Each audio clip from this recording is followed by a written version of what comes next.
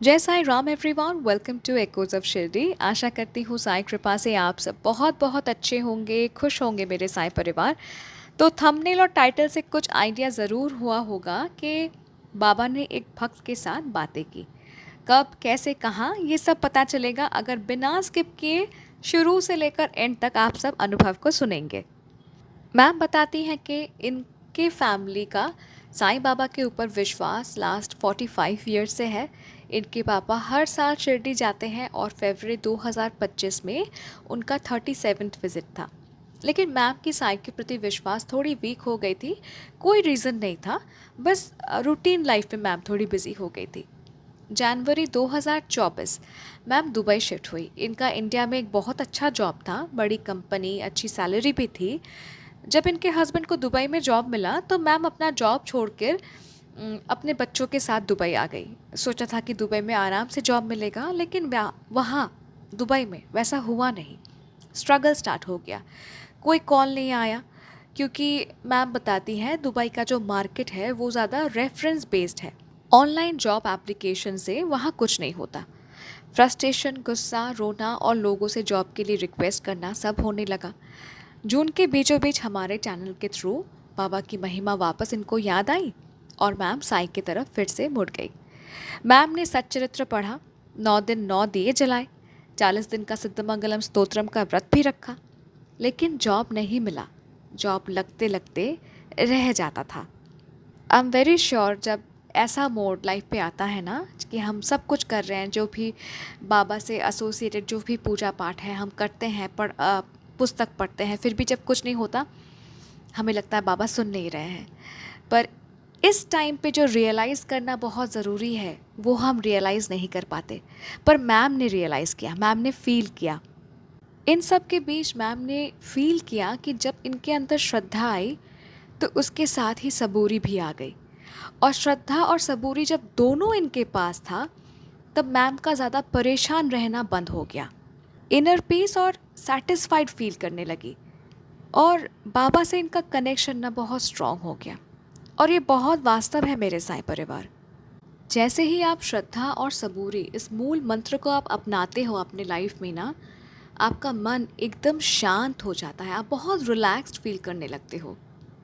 फरवरी 2025 में मैम ने इंडिया आने के लिए प्लान किया, क्योंकि महाकुंभ अटेंड करना था और शिरडी भी जाना था। इंडिया आने से पहले मैम ने बाबा से कहा कि साईं, आप मेरे साथ रहिए। मुझे नहीं चाहिए कि कोई मेरा मजाक उड़ाए कि मेरे पास जॉब नहीं, क्योंकि मैम इंडिया का जो जॉब था वो जॉब छोड़ के मैम दुबई गई थी, ठीक है। सो मैम नहीं चाहती थी कि कोई भी मजाक उड़ाए कि तुम इंडिया से दुबई चली गई पर तुम्हारे पास जॉब नहीं है। साथ ही साथ मैम ने ये भी कहा कि ना ही मुझे किसी के सामने रोना है, मैं किसी के सामने रोना नहीं चाहती। और साईं कृपा से हुआ भी ऐसा। किसी ने भी इनको जॉब के बारे में कुछ नहीं पूछा, ना वो इमोशनल हुई, ना वो शर्मिंदा फील हुआ। तो बाबा ने इनका साथ दिया। फिर एक रुका हुआ काम भी था बहुत सालों से। इनकी मदर इन लॉ ने एक मन्नत मांगी थी कि अगर इनके बेटे की शादी उनके मन अनुसार हो जाए तो दुर्दुरिया पूजा 51 लेडीज़ के साथ करेंगी। आई एम सॉरी अगर मैं कुछ गलत प्रोनाउंस कर रही हूँ, दुर्दुरिया पूजा, ठीक है। और बेटे, यहाँ पे जो बेटा यहाँ पे मेंशन किया गया है ये और कोई नहीं, मैम के हस्बैंड के बारे में मैं बात कर रही हूँ, ठीक है। तो मैम के मदर इन लॉ ने एक मन्नत मांगी थी कि अगर उनके बेटे का शादी, यानी मैम के हस्बैंड के बारे में बात कर रही हूँ, उनका शादी अगर उनके मन अनुसार हो गया तो वो ये पूजा करेंगी। और ये दुर्दुरिया पूजा जो है ये मैम बताती हैं यूपी की एक ट्रेडिशनल पूजा होती है। तो मैम की शादी को 8 साल हो गए लेकिन पूजा नहीं हुआ था, क्योंकि इनकी मदर इन लॉ जो है उनका देहांत हो गया था। जब मैम को ये सब पता चला तो सोचने लगी कि शायद ये भी एक रुकावट है लाइफ में, और जो 8 साल से नहीं हुआ था वो पूजा मैम ने सक्सेसफुली करवाया। मैं जानती हूँ कि आप सब इंतज़ार कर रहे हैं कि साईं बाबा ने कब इनसे बातें की, तो अब सुनाती हूँ कि क्या हुआ। महाकुंभ मेला का दर्शन बहुत ही आराम से हो गया। फिर सब शिरडी गए। सुबह 6:30 बजे मंदिर पहुँच गए। मंदिर में भीड़ थोड़ी कम थी उस दिन, और 10 मिनट के अंदर मैम अपनी फैमिली के साथ समाधि मंदिर बाबा के सामने पहुँच गए। उस दिन बाबा बाबा ने ऑरेंज कलर का वस्त्र पहना हुआ था और बाबा को देखकर मैं बहुत इमोशनल हो गई। एक इंटेंस फीलिंग थी, बाबा से कनेक्ट होने वाली फीलिंग। मन हुआ जैसे पूछना हो बाबा से कि साईं बाबा मेरे लिए आपका क्या प्लान है। लाइन में खड़े होकर मैम ने बाबा से मन ही मन पूछा कि साईं बाबा क्या आप मुझे सुन रहे हो? क्या आप मेरे साथ हैं? अगर हैं तो कोई सिग्नल दीजिए। अब मैम ने मंदिर के अंदर का सीन एक्सप्लेन किया है, ठीक है? जो शिरडी जा चुके हैं वो एक्सप्लेनेशन से समझ जाएंगे, पर जो साईं भक्त अभी तक शिरडी नहीं गए हैं उनको समझाने के लिए मैं ये फ़ोटो यूज़ कर रही हूँ ताकि आपको समझाने में आसानी हो और आपको समझ भी आए, ठीक है? अब समाधि मंदिर के अंदर 2 लाइन्स होती है। एक लाइन बाबा के लेफ़्ट से जाती है जहाँ आपको बाबा के पादों का छूने का मौका मिलता है, और एक लाइन बाबा के राइट से जाती है जहाँ समाधि को छू सकते हैं। और ये बीच में जो पैसेज देख रहे हैं, यहाँ से आप आगे जाएंगे तो बाबा के सामने खड़े हो सकते हैं, और प्रणाम करने के बाद इसी बीच वाले रास्ते से आपको पीछे के ओर आना है और बाहर निकलना है, जो रास्ता गुरुस्थान को कनेक्ट करता है। तो मैम और इनकी फैमिली बीच में से गई बाबा के दर्शन के लिए। दर्शन करने के बाद मैम अपनी फैमिली के साथ वही बीच में खड़ी हो गई और एक अजीब सी शांति लगी। लग रहा था कि काश थोड़ा और रुक जाते हैं, थोड़ा और रुक जाते हैं। और ऐसा करते करते मैम अपने फैमिली के साथ बाबा के सामने 26 मिनट तक खड़ी रही। और विश्वास कीजिए, ये साईं कृपा के अलावा कुछ नहीं है। उस जगह पे सिक्योरिटी आपको ज़्यादा देर रुकने नहीं देती, पर वहाँ मैम 26 मिनट तक रुकी रही। मैम बताती है कि वहाँ सिक्योरिटी गार्ड सबको आगे बढ़ने के लिए बोल रहे थे, लेकिन इनकी फैमिली के किसी को टच भी नहीं किया, ना ही जाने के लिए कहा। उल्टा कहा कि आप बैठकर पूजा करो। अब बीच में जब आप खड़े होते हो तो बाबा आपको डायरेक्ट देखते हैं, मानो कि बाबा आँख में आँख डालकर आपको देख रहे हैं। और इनको भी वैसा ही फील हुआ और लगा कि बाबा कह रहे हैं कि मैं सुन रहा हूँ, आज हमारी मुलाकात कुछ खास है। एंड ट्रस्ट मी, जो भी शिरडी जा चुके हैं, ये आई एम श्योर आप सभी ने एक्सपीरियंस किया होगा कि बाबा ऐसे ही बात करते हैं। मैम के मन में ये भाव था, मैम ने मतलब इमोशनल होके बाबा से यही पूछा था ना कि बाबा अगर आप मुझे सुन रहे हो तो कुछ सिग्नल दीजिए। तो जैसा भाव रहा जिस जन का, वैसा रूप हुआ साईं मन का। तो बाबा भी मैम को रिप्लाई देते हैं कि मैं सुन रहा हूँ तुम्हें, आज हमारी मुलाकात कुछ खास है।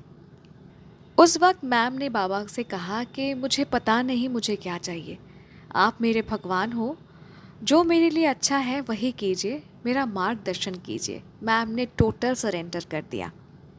26 मिनट बाद जब सब बाहर आए तो सब बहुत खुश थे।